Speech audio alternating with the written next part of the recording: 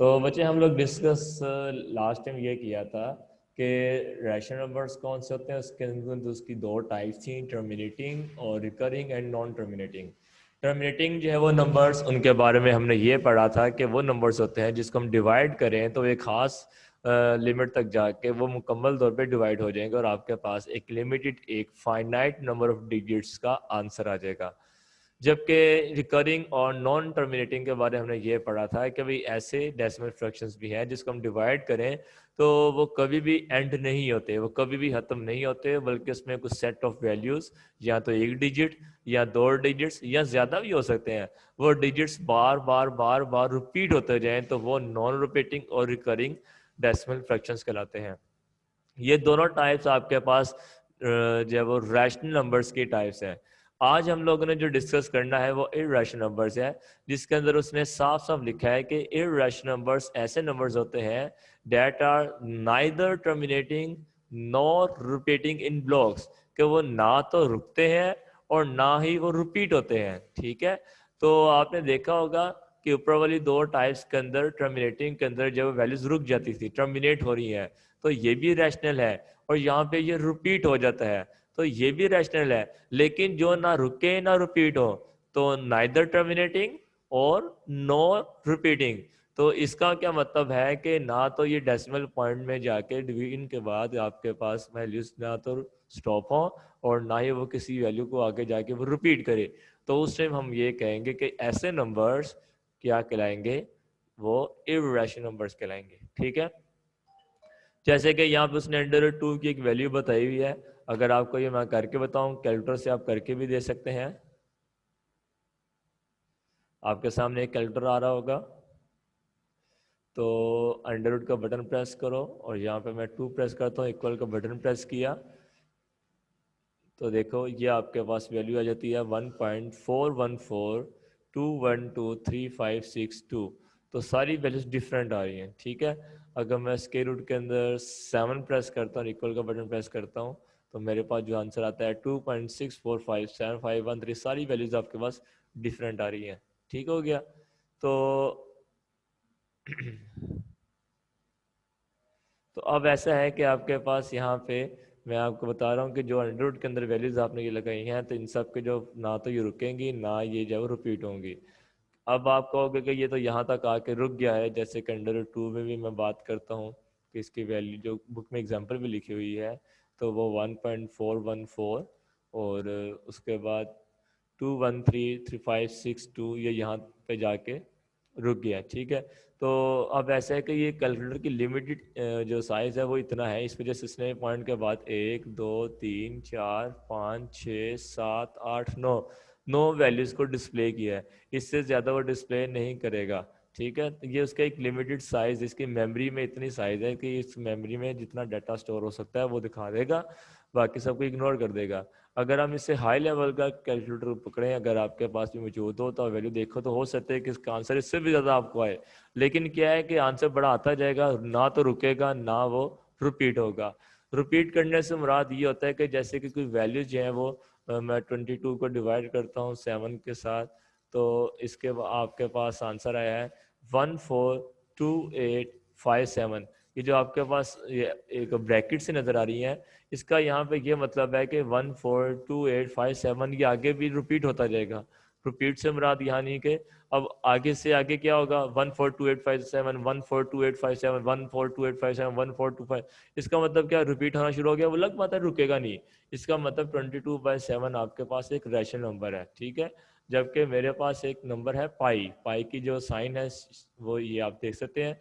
इसको अगर मैं करता हूँ तो वैल्यूज इसका आपके पास आंसर देखो 3.14159264 ये आंसर आ जाता है। ठीक है, तो यहाँ से हमें ये बात पता चलती है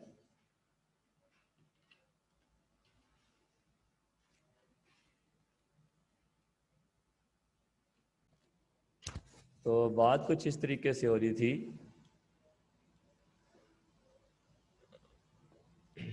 कि आपके पास जब वो एक तो हो नॉन रिपीटिंग,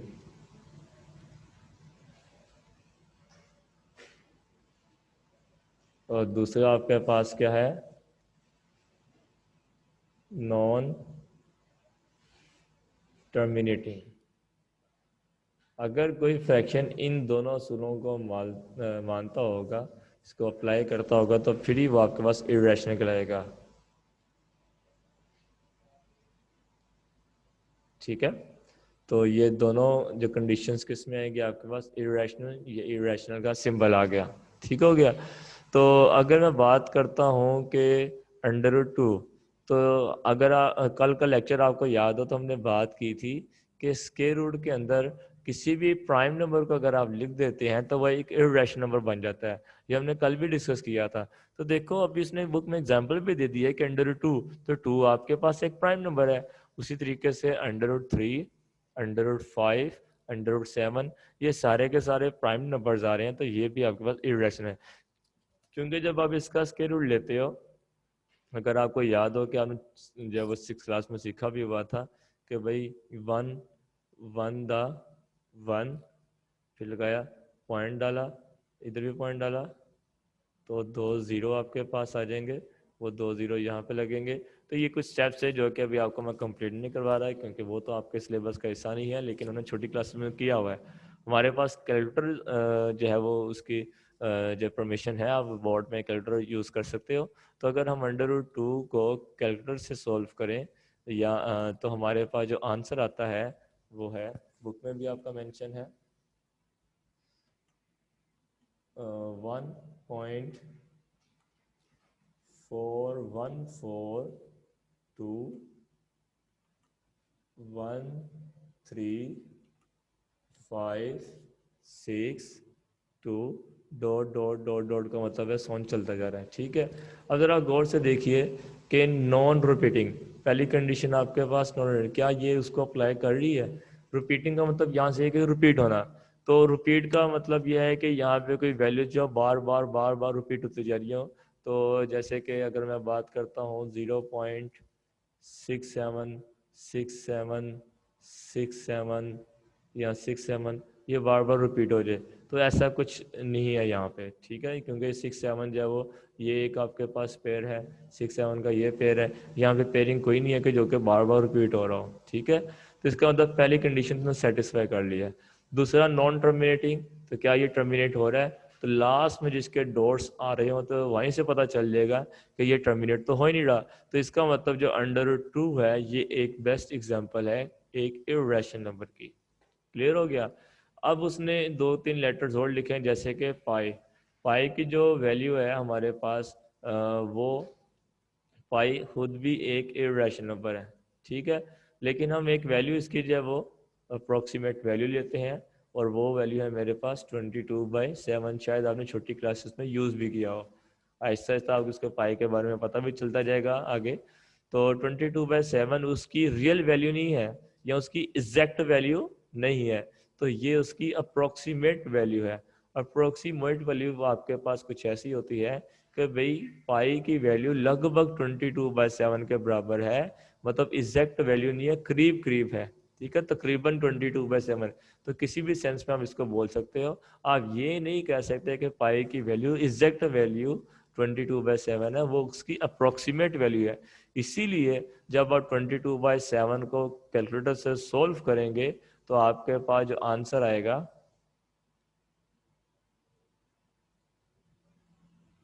जब आप कैलकुलेटर को सॉल्व करेंगे तो आपके पास जो आंसर आएगा 22/7 का, तो वो है 3.14,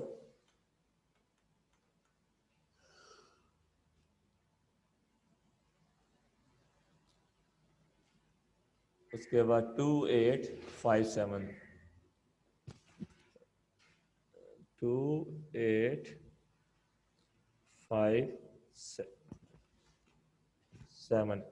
अब जब आप 22 को डिवाइड करेंगे 7 के साथ, ऐसे आप डिवाइड करके भी देख लीजिएगा रफ में कि 22 आपने अंदर रखा और 7 से डिवाइड किया, तो 7 3 द 21, 1 पॉइंट लगाया, 0, उसके बाद 7 1 द 7 ही चलता जाएगा। ठीक है, अब घर में भी करने की कोशिश करें तो देखिएगा 22/7 को ये 142857 142857 बार बार आता जाएगा आता जाएगा आता जाएगा आता जाएगा। तो देखो, तो ये आपके पास क्या वो रिपीट हो गया, तो नॉन वाला केस तो ये रहा नहीं। इसका मतलब क्या हुआ कि 22/7 आपके पास क्या है कि एक रैशनल नंबर है, लेकिन पाई आपके पास इरेशनल है। ये एमसीक्यूज में है ना, ध्यान से रहिएगा कि भाई पाई आपके पास एक इरेशनल नंबर है, जबकि 22/7 आपके पास जब वो रैशनल कहना था, ये मैंने साइन लगा दिया, 22/7 रैशनल नंबर है, पाई इरेशनल होगा। ठीक है, अब पाई की वैल्यू जब आपने अगले छोटी क्लासेस में यूज़ किया, आगे भी आपको मिलेगा, तो जहाँ जहाँ पे भी पाई आ रहा है आप उसकी जगह पे 22/7 वहाँ पे लिखा करोगे। ठीक है, क्योंकि उसके बगैर आप उस क्वेश्चन को सॉल्व नहीं कर पाओगे।